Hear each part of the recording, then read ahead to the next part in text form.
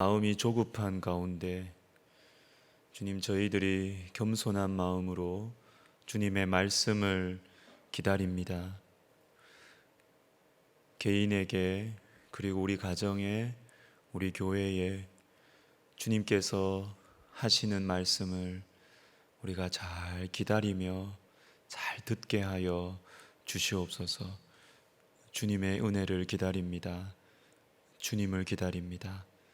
예수님의 이름으로 감사하며 기도하옵나이다. 아멘. 자, 우리 암송하겠습니다. 우리 이사야 49장 2절 우리 두 번 읽고 세 번째는 우리 눈을 감고 한번 해보겠습니다. 시작. 내 입을 날카로운 칼같이 만드시고 나를 그의 손그늘에 숨기시며. 이사야 49장 2절 말씀. 아멘. 다시 합니다. 내 입을 날카로운 칼같이 만드시고 나를 그의 손그늘에 숨기시며. 이사야 49장 2절 말씀. 우리 이제 눈을 한번 감고 해보겠습니다. 시작. 내 입을 날카로운 칼같이 만드시고 나를 그의 손그늘에 숨기시며. 이사야 49장 2절 말씀. 침묵의 은혜, 우리 지난 주일에 들었던 말씀입니다. 자, 오늘은 골로새서 3장 15절 말씀을 보겠습니다. 신약 성경 327면 정도가 되겠습니다.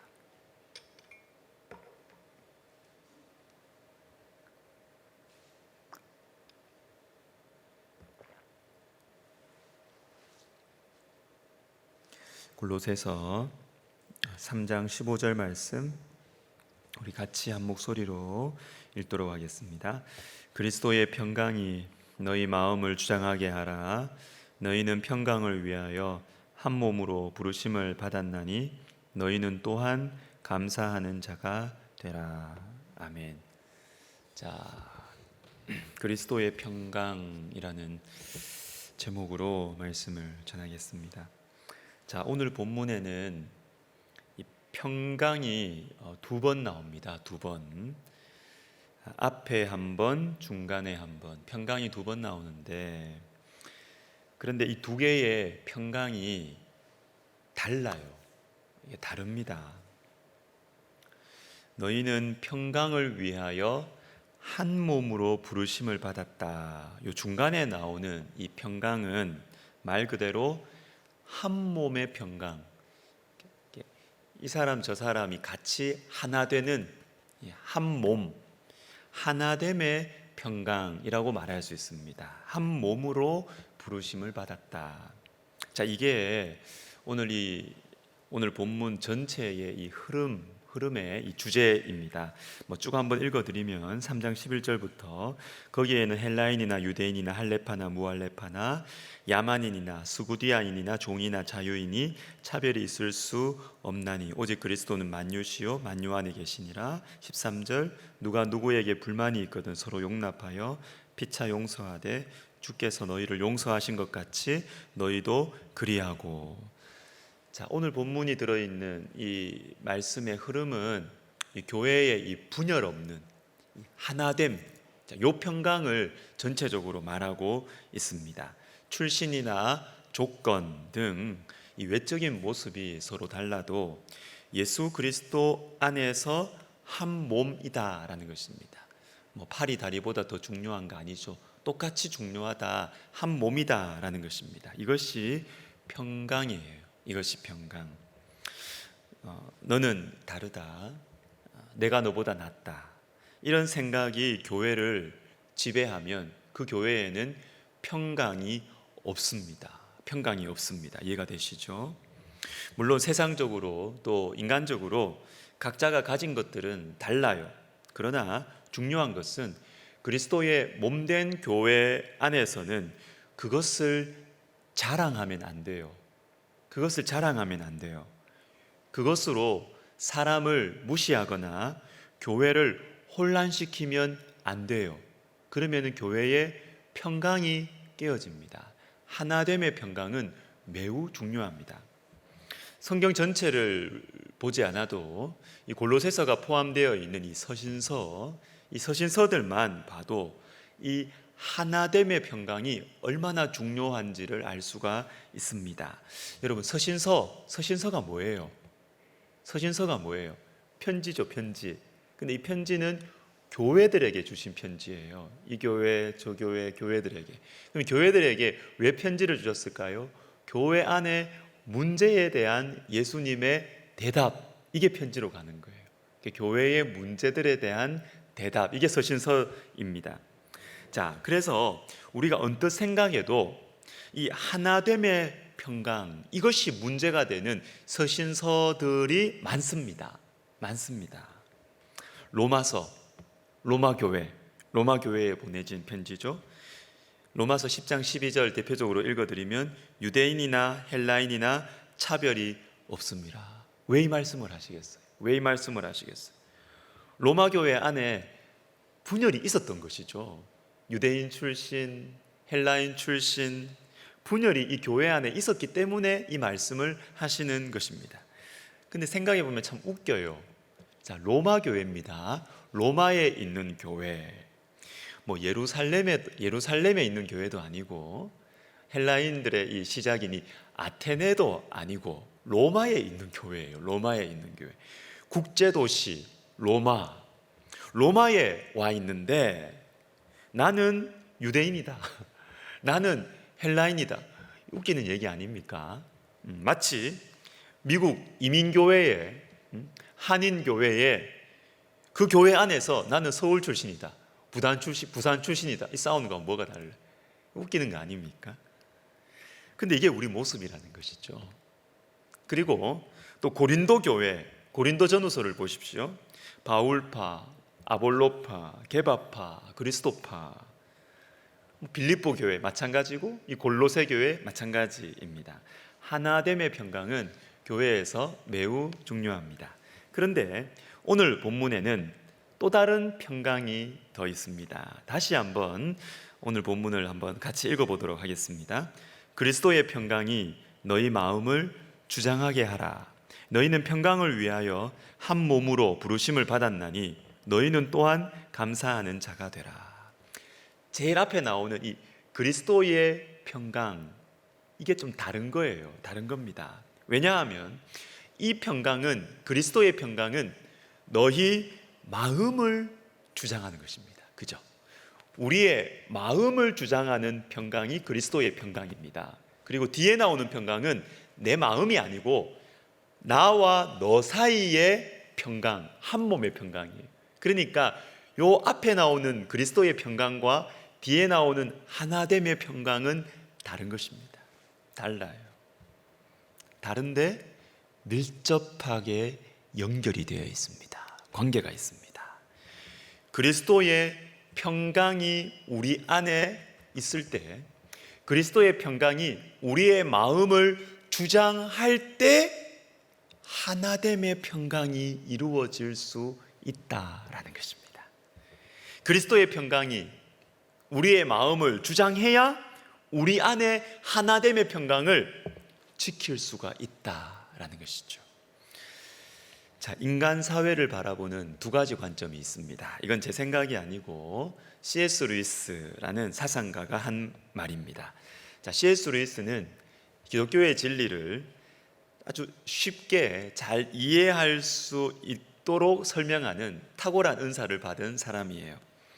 자, C.S. 루이스가 인간 사회를 선단으로 비유를 했습니다. 선단, 여러 배 여러 척이 이렇게 항해를 하는 선단.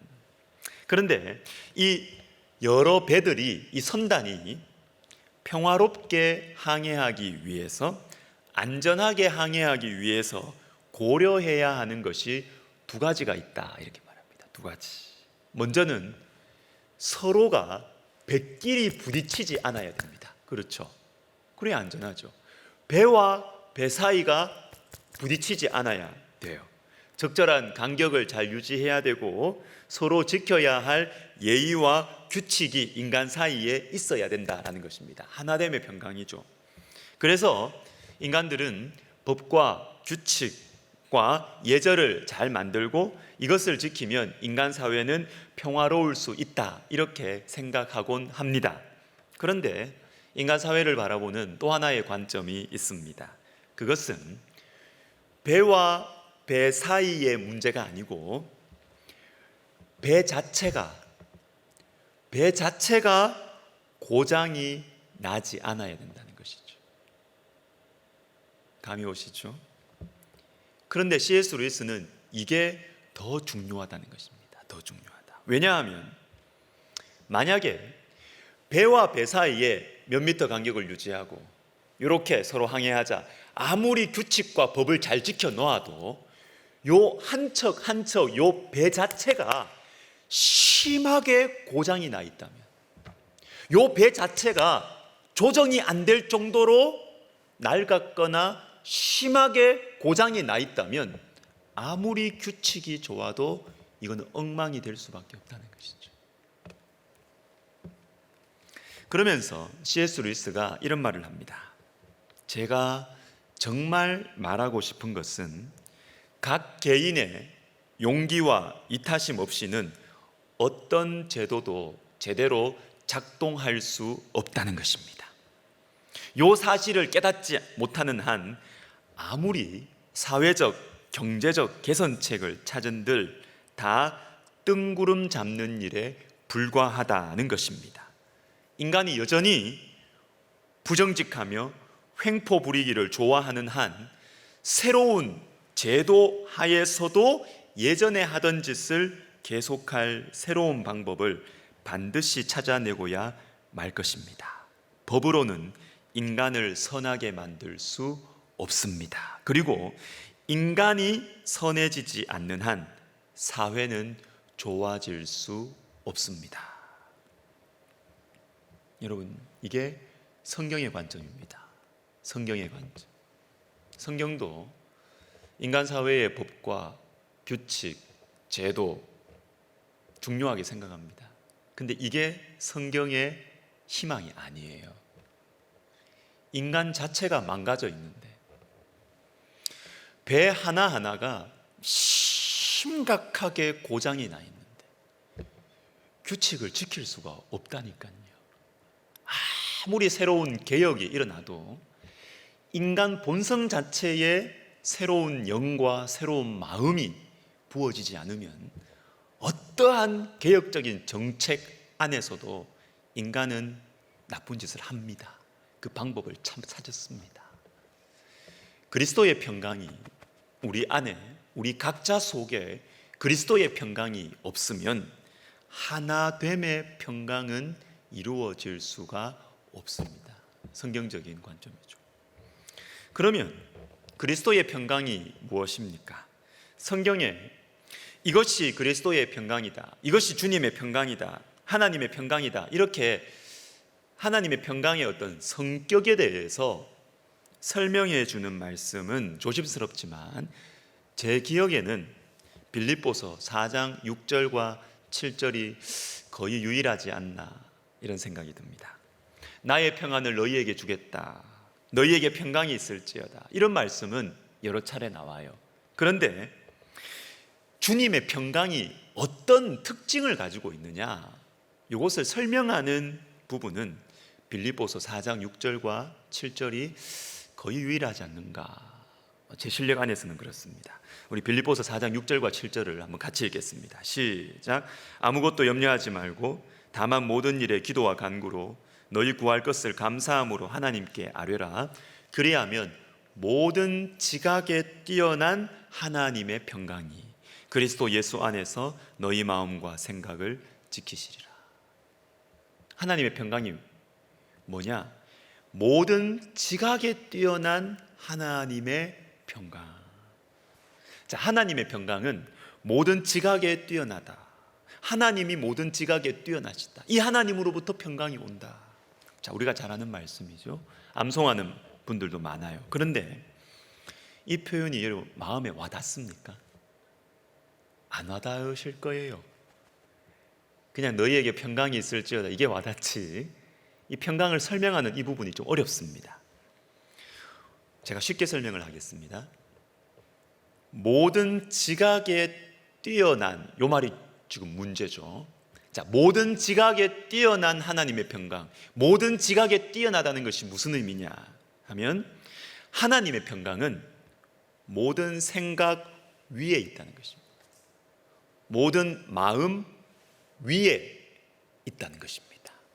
다시 말해서 우리가 아는 것보다 하나님은 훨씬 더 많이 아신다는 겁니다. 우리의 모든 것을 이해하신다는 것입니다. 우리의 모든 마음을 이해하신다. 자, 그러면 여러분, 여기에서 우리는 질문을 던져야 됩니다. 하나님께서 모든 것을 아신다는 것이 왜 우리에게 평강을 주느냐는 것이죠. 그죠? 하나님이 모든 것을 아시는 것과 그것이 내 마음과 생각을 지키는 평안을 주시는 것이 무슨 관계가 있느냐는 것입니다. 두 가지 이유가 있습니다. 첫 번째, 하나님께는 답이 있기 때문입니다. 하나님께는 답이 있어요. 모든 것을 다 아시니까 내가 지금 당장 이해가 다 되지 않는 지금의 이 문제, 난 이해가 안 돼요. 내가 왜 이 고생을 해야 되는지, 내가 왜 이 어려움을 당해야 되는지 나는 이해가 안 돼요. 나는 이해가 안 돼요. 그래서 불안한 것이죠. 그래서 두려운 것이죠. 그래서 잠이 안 와요. 내가 왜 지금 이런 아픔을 당해야 됩니까? 그런데 나는 답이 없는데 하나님은 나보다 많이 아시기 때문에 하나님께는 답이 있다는 것이죠. 내가 이해되지 않는 이 상황도 하나님께는 답이 있다라는 것입니다. 대표적으로 욥기 38장부터 41장을 한번 생각해 보십시오. 욥이 왜 그렇게 오랫동안 괴로워합니까? 내 상황이 이해가 안 되거든요. 이해가. 하나님을 잘 섬겼다고요. 그런데 왜 이 고생을 하느냐고요. 나는 이해가 안 돼요. 내 상황이 이해가 되지 않습니다. 친구들의 말들은 귀에 안 들어옵니다. 그런데 하나님께서 38장부터 등장하셔서 말씀을 해주시는데 욥에 대한 말씀이 없습니다. 욥이 왜 고난을 당하는지 대답해 주지 않으십니다. 욥이 왜 이렇게 괴로움을 겪는지 말씀해 주지 않으십니다. 그 대신 이렇게 말씀해 주시죠. 38장, 내가 땅에 기초를 놓을 때에 네가 어디 있었느냐. 8절, 바다가 그 모태에서 터져나올 때에 문으로 그것을 가둔 자가 누구냐. 16절, 네가 바다의 샘에 들어갔었느냐. 깊은 물밑으로 걸어다녀 보았느냐. 18절, 땅의 넓이를 내가 측량할 수 있느냐. 네가 그 모든 것을 다 알거든 말할지니라. 뭡니까? 바다의 샘, 깊은 물, 땅의 기초. 욥이 모르는 거라고요. 욥이 상상도 못하는 것. 바다 샘 터질 때 욥이 거기 있었어요? 없었다고요. 이건 욥이 알 수가 없는 것입니다. 알 수가 없는 것. 그런데 하나님께서 이것을 말씀하시는 이유는 네가 알 수 없는 것들, 이것들까지도 하나님은 알고 있다는 것입니다. 이걸 알고 있다는 것입니다. 모든 것을 아시는 하나님, 그 하나님은 내가 이해할 수 없는 지금의 이 상황도 우리 하나님께는 답이 있어요. 우리 하나님께는 그 이유가 있습니다. 분명히 있습니다. 하나님이 아신다는 것이죠. 지금 욥이 겪는 이 고난도, 앞이 보이지 않는 미래도, 우리 가정의 앞날도 하나님은 아신다는 것입니다. 하나님께는 답이 있다는 것이죠. 답이 있다는 것이죠. 여러분, 이 사실이 우리에게 평강을 줍니다. 평강이 안 됩니까? 이게 평강을 줍니다.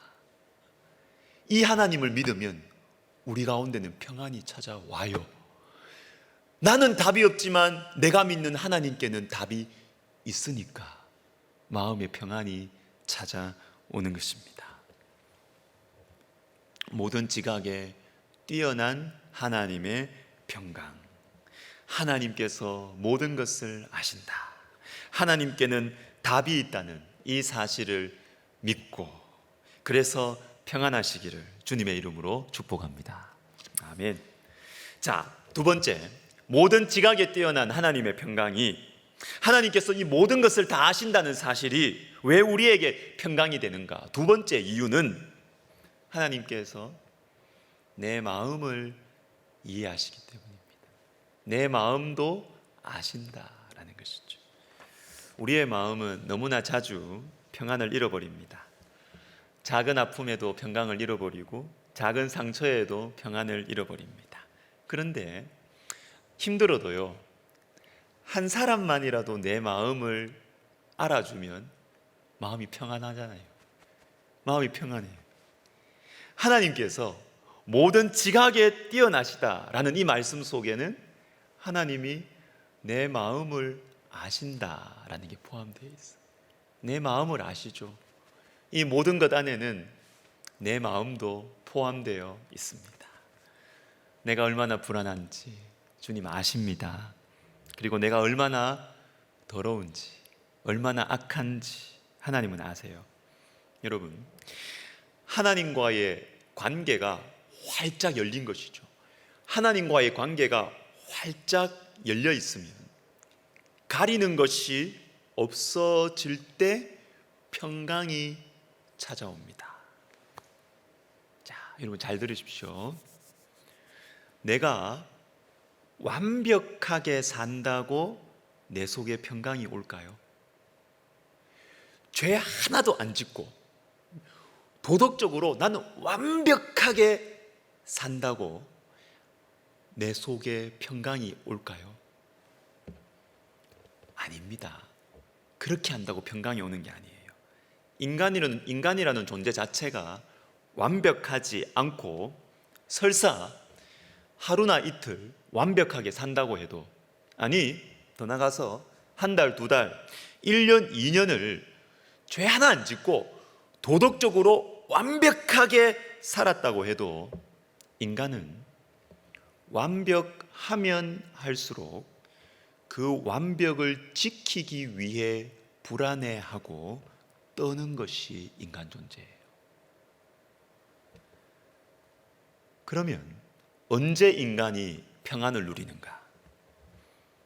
절대자인 모든 것을 아시는 하나님과 막힌 것이 없을 때, 그때 평강이 옵니다. 그때. 요한복음 8장을 한번 봐야 되는데요, 요한복음 8장에 음행을 하던 한 여자가 현장에서 잡혀서 예수님 앞에 끌려옵니다. 우리 3절 4절 우리 같이 한번 읽습니다. 서기관들과 바리새인들이 음행 중에 잡힌 여자를 끌고 와서 가운데 세우고 예수께 말하되 선생이여, 이 여자가 간음하다가 현장에서 잡혔나이다. 아멘. 자, 현장에서 잡혔다. 이게 뭐예요? 핑계를 못 댄다는 거죠. 다 드러나 버렸어요. 감출 수가 없습니다. 현장에서 잡혔어요. 그런데 예수님께서 이렇게 말씀하십니다. 너희 중에 죄 없는 자가 먼저 쳐라. 죄 없는 자가 먼저 돌로 치라, 이 여자를. 자, 이 말씀을 듣고 어떤 일이 일어났습니까? 그들이 이 말씀을 듣고 양심의 가책을 느껴 어른으로 시작하여 젊은이까지 하나씩 하나씩 나가고 오직 예수와 그 가운데 섰는 여자만 남았더라. 죄 없는 자가 먼저 돌로 치라. 여러분, 이 말씀이 무슨 뜻일까요? 무슨 뜻일까요? 말 그대로입니다. 너희는 죄가 없냐? 너는 죄가 없어?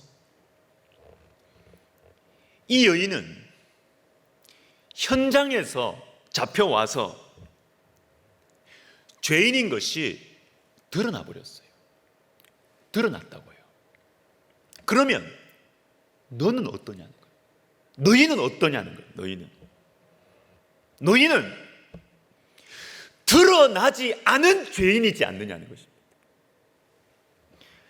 드러난 죄인과 드러나지 않은 죄인이 무슨 차이가 있느냐는 것이죠. 무슨 차이가 있느냐는 것이죠. 드러난 죄인과 현장에서 잡혀서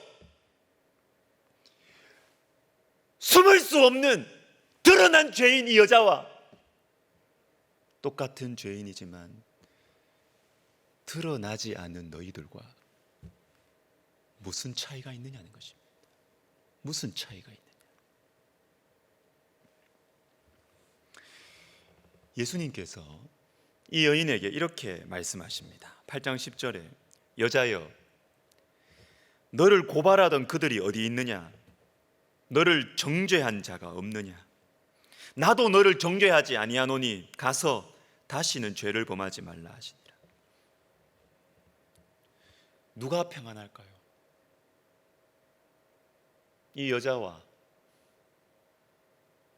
사람들, 누가 하나님 앞에서 평안하겠습니까? 드러나지 않은 죄인이 평안하겠습니까? 드러나지 않아서 사람들은 괜찮은 사람이라고 바라보는 그 드러나지 않은 죄인들, 그러나 실제 내 모습은 똑같이 엉망인데 주님께 감추고 괜찮은 척, 주님 앞에서도 괜찮은 척 살아가는 이 드러나지 않은 죄인이 하나님의 평강을 누릴까요? 아니면 현장에서 잡혔어요. 하나님 앞에 들통이 나버렸어요. 나도 너를 정죄하지 아니하노니 다시는 이 죄를 범하지 말라.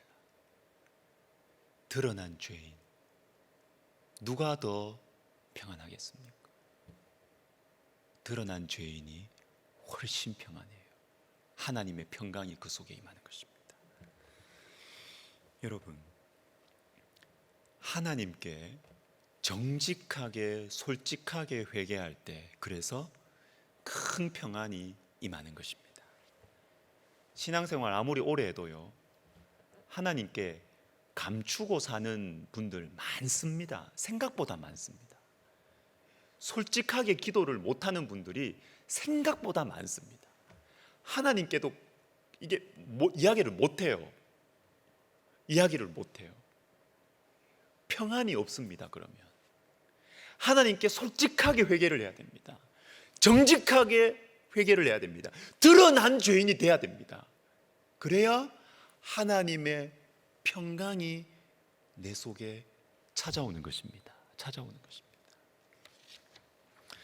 여러분, 신앙생활의 관점을 바꾸시기를 제가 여러 차례 이야기했는데 다시 한번 권면합니다. 신앙생활의 관점을 바꾸시기를 바랍니다. 말씀에 순종하며 살고 주님을 위해서 이 일 저 일 하고 좋아요. 너무 귀한 거예요. 그런데 제가 그걸 멸시하는 것이 아니에요. 그것보다 더 본질적인 것이 있다는 것이에요. 더 본질적인 것이. 그것은 주님과의 관계입니다. 주님과의 관계예요. 주님과 막힘이 없는 것, 거기에 에너지를 많이 투자하셔야 됩니다.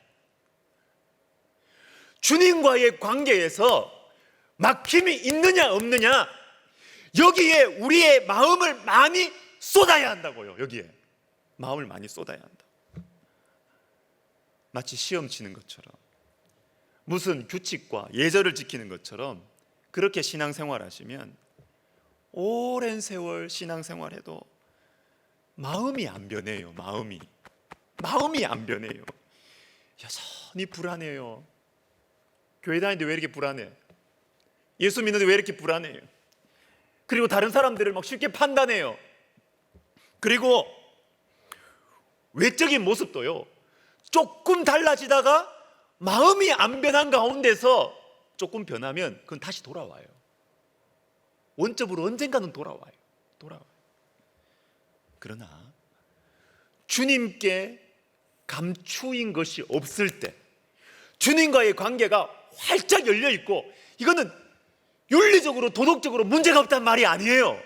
그게 아니고 주님과 나 사이에 무엇이든지 말할 수 있다는 거예요. 주님 앞에 부끄러운 게 없는 거예요. 주님과 나 사이에 가려진 것이 없을 때 주님은 내 모든 것을 아신다. 주님은 나의 모든 죄에서 어떠한 죄에 대해서도 우리 하나님은 놀라지 않으신다라는 이 사실을 알고 솔직하고 정직하게 기도할 때 그때 우리의 중심이 변해요. 마음이 부드러워진다고요. 마음이 변해요 그때. 그리고 삶의 열매가, 진짜 열매가 그때 맺히는 것입니다. 솔직한 기도, 솔직한 회개가 너무너무 중요하고 이게 우리에게 변화를 가져오는 것입니다. 사랑하는 백석가족 여러분, 그리스도의 평강이 여러분 마음을 주장하시기를 바랍니다. 답이 없어 보이는 형편도 우리 주님께는 답이 있습니다. 그리고 주님 앞에서는 부끄러울 것이 없어요. 왜? 내 마음을 다 알아요. 내가 얼마나 더러운지를 주님이 다 아세요. 부끄러울 것이 없습니다. 이러한 그리스도의 평강이 여러분의 마음과 생각을 지켜주시기를 주님의 이름으로 축복합니다. 아멘. 우리 찬양 하나 하겠습니다. 평안을 너에게 주노라. 세상이 줄 수 없는, 세상이 알 수도 없는 평안을 내게 주노라. 같이 찬양하겠습니다.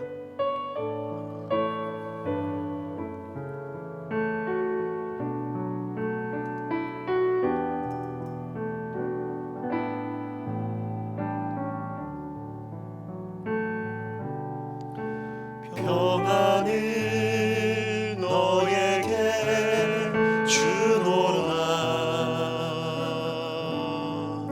세상이 줄 수 없는, 세상이 알 수도 없는 평안을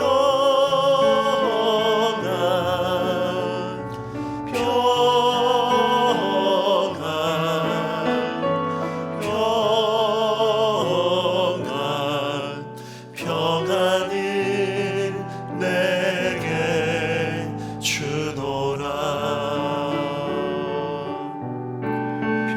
평안을 너에게 주노라. 세상이 줄 수 없는, 세상이 알 수도 없는 평안,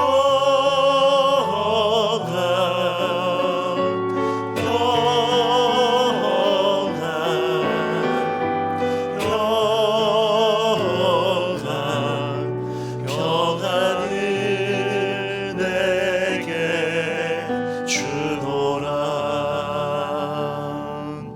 우리 같이 기도하겠습니다. 여러분, 여러분에게는 평안이 있습니까?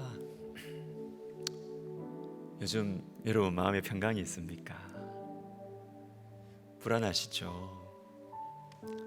평강이 있다가도 얼마 가지 않죠. 평강이 없는 인생, 평강이 없는 세상인 것 같습니다. 우리 단순하게 먼저 이렇게 기도했으면 좋겠습니다. 주님, 저에게 평강을 주십시오. 주님, 정말 소원합니다. 평강을 주세요. 너무 불안합니다. 두렵습니다. 주님, 저에게 주님의 평강을 주시옵소서. 기도하겠습니다. 하나님 아버지, 불안합니다. 잠이 잘 오지 않습니다. 어디까지 준비해야 될지, 어디까지 대비해야 될지, 어디까지 염려해야 될지 끝이 보이지가 않습니다. 주님, 지혜로운 것 같고 최선을 다해서 대비하고 준비하는 것 같은데 돌아서면 또 불안하고 돌아서면 또 염려가 되고, 하나님 아버지, 주님의 평강을 허락하여 주시옵소서. 나의 지혜와 내가 처해 있는 상황에 하나님 눌리지 않게 하시며 모든 것을 아시는 우리 주님께 내 마음을 드리고 내 인생을 드리고 맡겨드리며 주님이 주시는 그 평강, 모든 지각에 뛰어난 하나님의 평강을 주님 허락하여 주시옵소서. 하나님 아버지, 우리 성도님들 중에 또 불면증으로 고생하는 분들도 많이 계십니다. 잠을 이루지 못합니다. 우리 하나님 아버지, 주님께서 평안을 주셔서 하나님 잠을 이루는 치유의 역사가 오늘 이 밤에 일어나게 하여 주시옵소서. 하나님 믿음으로 간구하는 영혼들에게 주님 평안을 허락하여 주시옵소서. 우리 주님께서 하나님 그 심령 속에 주님께서 그리스도의 평강이 그 마음을 주장하셨어.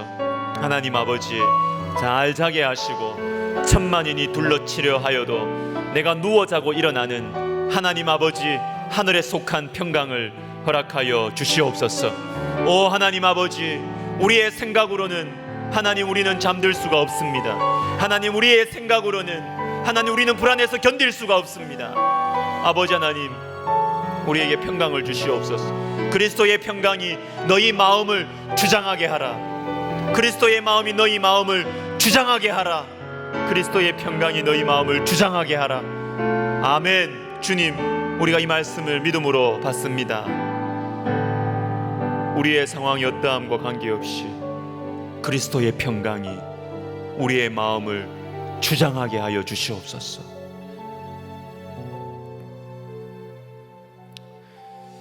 두 번째 기도하기를 원하는 것은 그리스도의 평강으로, 즉 우리 마음의 평강으로 하나됨의 평강을 누리는 우리 교회가 되게 하옵소서. 그리스도의 평강이 우리 마음을 주장할 때 교회는 하나됨의 평강을 누릴 수 있습니다. 여러분, 이게 안 되면 다 흔들려요. 성도들 속에 한 사람 한 사람 속에 그리스도의 평강이 없고 그것에 대한 소원, 기도가 없는데 서로 잘 지내자, 사이좋게 지내자, 여러분 얼마 안 가요. 그거는 될 수가 없어요. 우리 속에 그리스도의 평강이 우리 마음을 주장해야 돼요. 그리스도의 평강을 소원하는 기도를 우리가 해야 돼요. 우리 속에. 우리 교회를 위해서 기도합시다. 주님, 우리 한 사람 한 사람의 마음 속에 그리스도의 평강이 우리 마음을 주장하셔서 하나됨의 평강을 누리는 우리 교회가 되게 하여 주시옵소서. 기도하겠습니다. 하나님 아버지, 그리스도의 평강이 우리 마음을 주장하게 하여 주셔서 하나님 우리 교회가 하나됨의 평강을 누리고 유지하는 교회가 되게 하옵소서.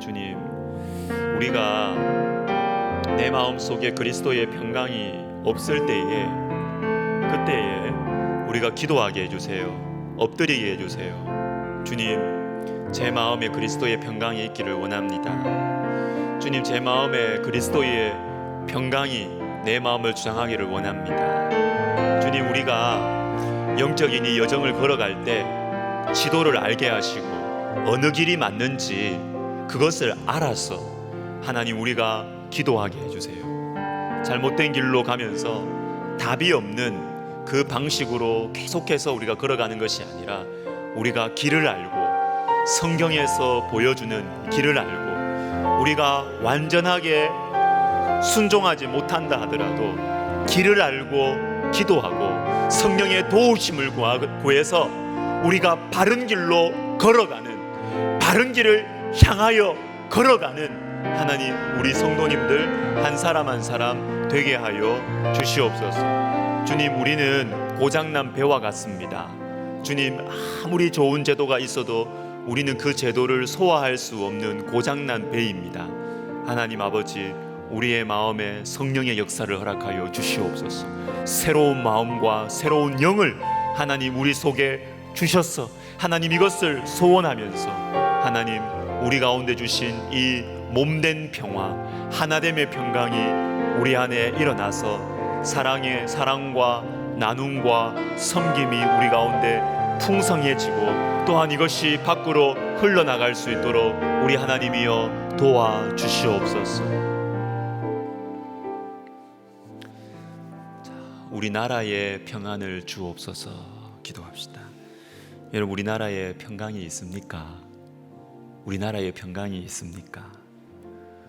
코로나 4단계로 인하여서 불안과 분노가 커져가고 있습니다. 그리스도인은 나라와 나라의 평화를 위해서 기도하는 사람들이에요. 정치적인 성향과 아무런 상관없이 그리스도인은 평화를 위해 기도해야 합니다. 하나님, 우리나라에 평화를 주옵소서. 주님, 우리나라 국민들 한 사람 한 사람의 심령 속에 평강을 허락하여 주시옵소서. 우리 같이 기도하겠습니다. 하나님, 우리나라를 위해서 기도합니다. 주님, 우리나라에 평안을 주시옵소서. 주님, 평안이 없습니다. 불안한 사회입니다. 불안한 사회, 피곤한 사회, 경쟁 사회, 분노 사회. 하나님 아버지, 평안이 없습니다. 평안이 없습니다. 주님, 우리나라에 평안을 허락하여 주시옵소서. 우리 국민들의 마음에 평안을 허락하여 주시옵소서. 주님, 너무나 큰 기도 제목이지만 우리가 주님의 이름으로 기도합니다. 하나님 아버지, 어떠한 제도가, 어떠한 정책이 국민들에게 평안을 줄 수 없음을 우리는 경험으로 잘 알고 있습니다. 하나님 아버지, 주님의 평강이 이 대한민국의 사람들의 마음을 주장하게 하옵소서. 하나님, 교회가 이것을 위하여 돕는 기도를 하라고 주님께서 이렇게 많은 십자가를 우리나라에 주신 줄로 믿습니다. 하나님 아버지, 우리나라 국민들 한 사람 한 사람 속에 분노와 미움과 여러 가지 많은 이 불평들이 하나님 재해지게 하시고, 하나님 아버지, 평안이, 이유를 알 수 없는 까닭 없는 평안이 하나님 우리 국민들의 마음에 주님 허락하여 주시옵소서. 오 하나님 아버지, 코로나 4단계로 특별히 소상공인들의 마음 속에 분노가 많습니다. 하나님 아버지, 주님께서 평안을 허락하여 주시옵소서. 주님, 은혜를 베풀어 주옵소서. 우리 백석학원과 총회를 위해서 기도하겠습니다. 우리나라 가운데 참 이 교회가 여러모로 참 힘든 시기입니다. 이럴 때 한국 교회가 하나가 돼야 돼요. 한 목소리를 내야 합니다. 분열은 에너지를 낭비합니다. 밖으로 써야 할 에너지를 안에서 허비하는 것이지요. 우리 백석학원과 백석총회가 한국교회의 하나됨을 위해서 쓰임받게 하옵소서. 특별히 우리 설립자 목사님에게 성령의 지혜와 육체의 건강을 더하여 주시기를 우리 같이 우리 백석학원과 총회를 위해서, 우리 설립자 목사님 위해서 기도하겠습니다. 하나님 아버지, 우리 한국교회의 하나됨을 위하여 우리 백석학원과 우리 총회와 우리 설립자 목사님을 사용하여 주시옵소서. 우리의 기도를 사용하여 주시옵소서. 하나님 아버지, 교회가 참 여러모로 많이 힘든 상황에 있습니다. 하나님 아버지여, 우리의 또 사랑 없음과 또 우리의 죄악으로 말미암아 많은 비난을 받았습니다. 많은 비난을 받습니다. 그리고 또한 또 여러 가지 까닭 없는 비난과 또한 공격으로 또한 교회가 어려움에 처하는 것도 있습니다. 하나님 아버지, 참 이 어려운 시기에 주님, 우리 교회가, 한국교회가 하나 되게 하여 주시고 또 여러 가지 연합단체 기관들이 하나 될 수 있도록 이제는 하나가 되어서 정말로 한국교회가 참 복음 전파와 그리고 이 민족을 위해, 우리 민족을 위하여 기도하는, 복음을 전하고 기도하는 이 증인의 삶을 감당하는 데 최선을 다할 수 있도록 하나님, 그리고 복음의 나눔과 그리고 사랑의 나눔을 하는데 최선을 다할 수 있도록 에너지를 거기에 쓸 수 있도록 우리 하나님이여 한국교회의 연합기관이 하나 될 수 있도록 우리 하나님 도와주시옵소서. 이를 위하여 우리 주님께서 백석학원과 백석총회를 사용하여 주시고 특별히 앞장서신 우리 설립자 목사님에게 성령의 지혜를 허락하여 주시옵소서. 오 하나님 아버지 영적인 지도력을 허락하여 주시옵소서. 하나님 아버지의 마음을 함께하는 귀한 주님의 사람들을 허락하여 주시옵소서. 아버지 하나님이 한국교회의 하나됨을 위하여서 주님이여 우리 설립자 목사님 사용하여 주시고 그리고 백석학원과 백석총회를 사용하여 주시옵소서. 오 하나님 아버지 도와주시옵소서. 은혜를 베풀어 주시옵소서. 마지막으로 한 번 더 기도하면서 개인기도 들어가겠습니다. 여러분 개인 기도를 좀 집에서도 좀 하십시오. 자 이제 마지막 기도할 때는 방에 불 끄세요. 방에 불 끄시고 개인 기도 하다가 주무셔도 돼요. 좀 더 주님 앞에 엎드려 있었으면 좋겠습니다. 사랑하는 영혼들의 구원을 위해서 물러서지 말고 기도합시다. 포기하지 말고 기도하십시다. 그리고 여러 가지 병으로 또 깊은 질병으로 고통 가운데 있는 환우들, 여러분 아시는 분들 이름 불러가면서 기도하시면 좋겠습니다.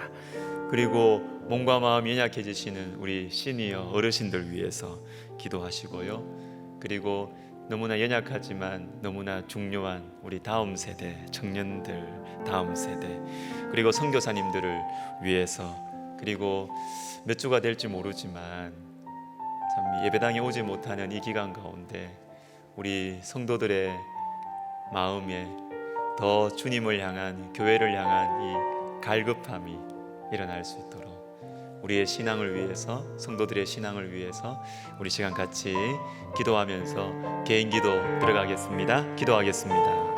하나님 아버지 감사합니다. 아버지 도와주시옵소서. 주님 은혜를 베풀어 주시옵소서. 주님 도와주시옵소서.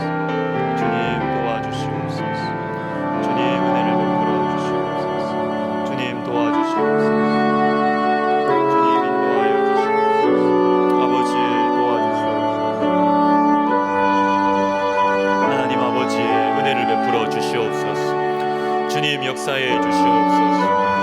하나님 아버지 도와주시옵소서. 주님 우리 성도들의 심령을 주님께서 지켜주시옵소서.